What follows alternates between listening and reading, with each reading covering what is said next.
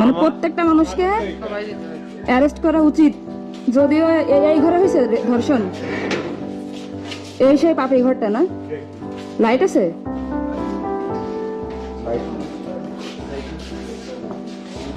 এই ঘরে ঢুকতে কেমন জানি বুকের ভিতরে ছাদ করে উঠলো।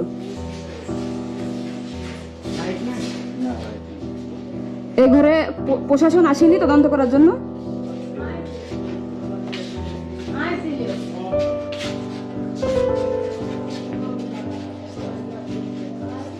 প্রথমে আপনাকে সরকারি লোক আইছে থেকে, তারা প্রথমে আসে সবগুলো ধর্ষণ কি এখানে হয়েছে? এই যে এখানে নিচে রক্ত ছিল কি এখানে? আমি বাড়ি ছিলাম না, আমি দেখিনি। আমার তাকে বলিও নেই আমার নাকি নিচে পড়েছিল। আমি ছিলাম যে নিচে করেছিল মা। আর আপনার যে ছেলে হিট্টু, মানে হিট্টু নাকি গিট্টু নাম, যে ধর্ষণের মানে যাকে বলা হচ্ছে, এর নাকি চরিত্র খারাপ, এটা কি সত্যি? আপনি বলেন, আপনি তো মা, এটা আপনি এর আগেও নাকি সে এরকম কাজ করেছে, এটা কি সত্যি? এরকম কাজ করি নেই। এই যে আমি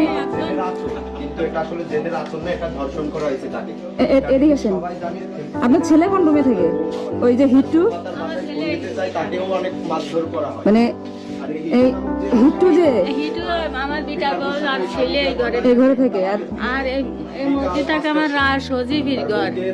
আচ্ছা, আর এই যে এই রুমে বাসার মধ্যে ঢোকাই দেয়। এই ঘটনা তার সাথে করতে না পারে রাত 2টার পরে। এই যে রুমে আমার করোনা ছেলে থাকে, তারে বিয়ে দিই। এখন কি 3 জনকে ধরে নিয়ে গেছে? হ্যাঁ, এখন আপনার ছেলে, আমার ছেলেরা কালকে ধরাই দিছি মা, কালকে ধরাই দিছে। কালকে প্রথমে যারা আইছিল থানা থেকে, তাদের কাছে এসে দারোগার কাছে আমরা দিয়ে দিছি। আর আপনার ছেলে যদি ধর্ষণ করে থাকে, আপনি কি তার ফাঁসি চান? হ্যাঁ, হ্যাঁ, আমি চাই।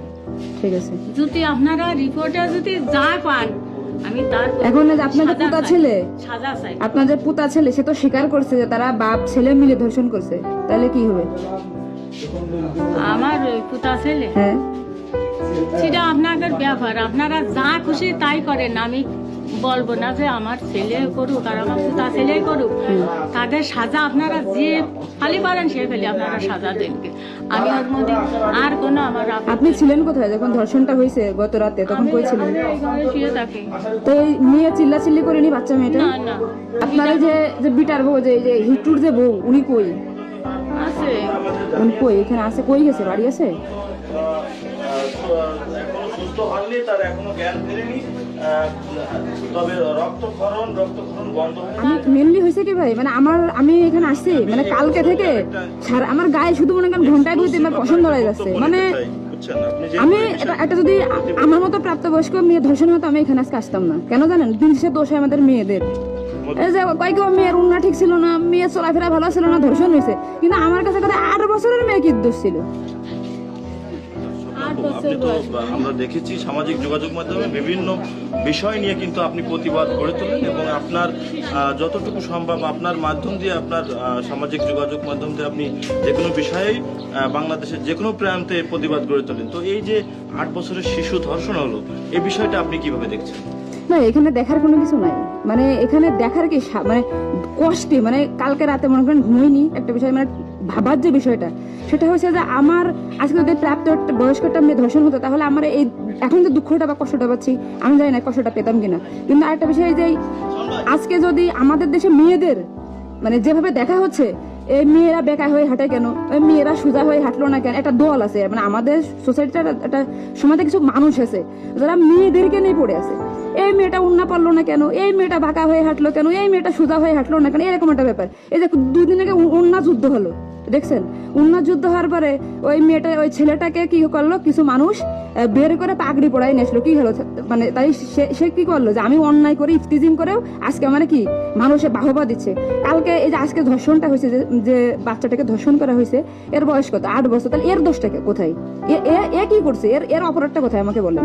আমি বাংলাদেশের প্রত্যেকটা মানুষের কাছে একটা প্রশ্ন রাখতে চাই যে আজকে একটা প্রাপ্ত বয়স্ক মেয়ে ধর্ষণ হলে তাকে ব্লেম দেওয়া হয়, ও চলাফেরা ভালো না, ও উগ্রভাবে চলে, ও কারোর কথা শুনে না, এই জন্য ও ধর্ষণ হয়েছে। কিন্তু আজকে যে মেয়েটা ধর্ষণ হয়েছে, 8 বছর বয়স, এর অপরাধটা কোথায়? আমার শুধু একটাই প্রশ্ন, আর যে কারণে আজকে আমি নিজে এখানে আসছি। আচ্ছা, আপনি এখন এই যে ঘটনাটা ঘটলো, এই ঘটনা আপনি কি চান কি? আসলে আমি যে চাই, অবশ্যই ফাঁসি চাই, কিন্তু আসলে কি ফাঁসি হবে? আসলে কি আজ পর্যন্ত বাংলাদেশে কোনো ধর্ষকের ফাঁসি হয়েছে? কারোর ফাঁসি হয়েছে? হ্যাঁ, মানে আমি যদি চাই, আমি চাইলে কি হবে? কিন্তু বাংলাদেশের 18 কোটি মানুষই চাই ধর্ষকের ফাঁসি হোক, কিন্তু আমরা কি চাইলে? যে এখন এখানে মনে হয় প্রায় 30 জন 40 জন লোক আছে, আজ পর্যন্ত কোন ধর্ষকের ফাঁসি হয়েছে? কিন্তু আমি যদি চাই, এখন আন্দোলন করি, ধর্ষকের ফাঁসি চাই। এই যে আজকে মাগুরা আন্দোলন হচ্ছে, গতকালকে ঢাকাতে আন্দোলন হয়েছে না? এবার আন্দোলন হওয়ার পরে আমরা 1 দিন 2 দিন 3 দিন আন্দোলন করে চলে যাবো বাসায়, চলে যাবো না? কিন্তু কি হবে? এই যে ধর্ষণ করেছে এর কিন্তু 1 বছর 2 বছর পরে এর 10 লাখ টাকা ঘুষ দিয়ে এ মনে করেন বের হয়ে চলে আসবে।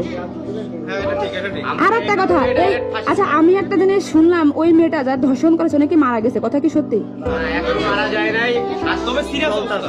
আচ্ছা, ও কিন্তু এখনো মারা যায়নি, ঠিক আছে, ও কিন্তু এখনো বেঁচে আছে।